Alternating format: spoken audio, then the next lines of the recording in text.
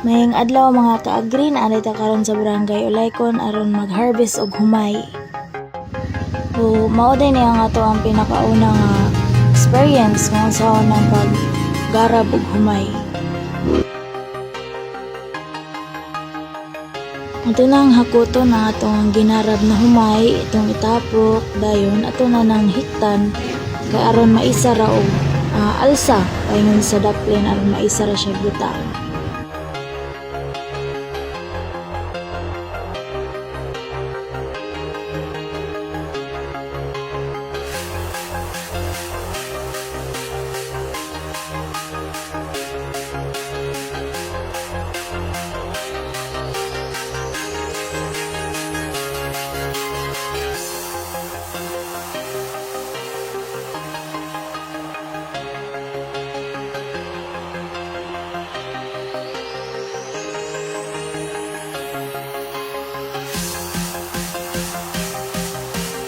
So, dire rin na magibutang ang mga ginarab na nakabugkot na daat.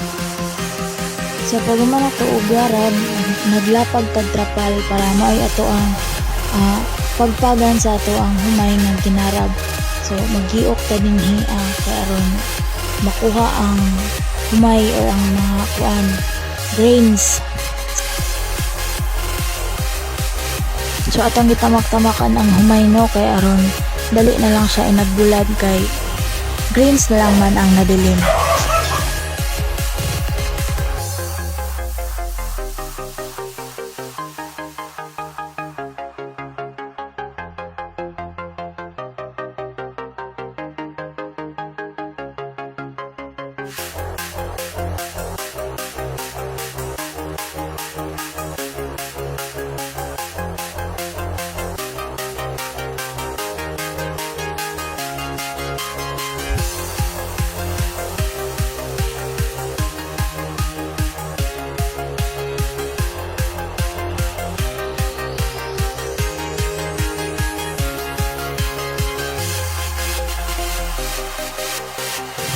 So nagamit tag migo no para ato ang ma-separate ang walay unod na greens o ang naay unod.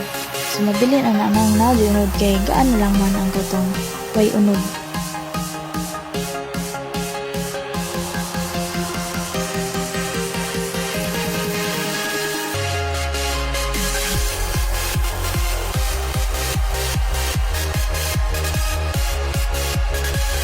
So mao ni ang proseso sa himo o sa bugas.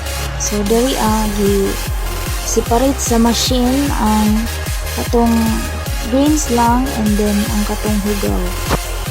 And kani siya diri nga part is mo ni ang agasanan sa nahimo ng bugas.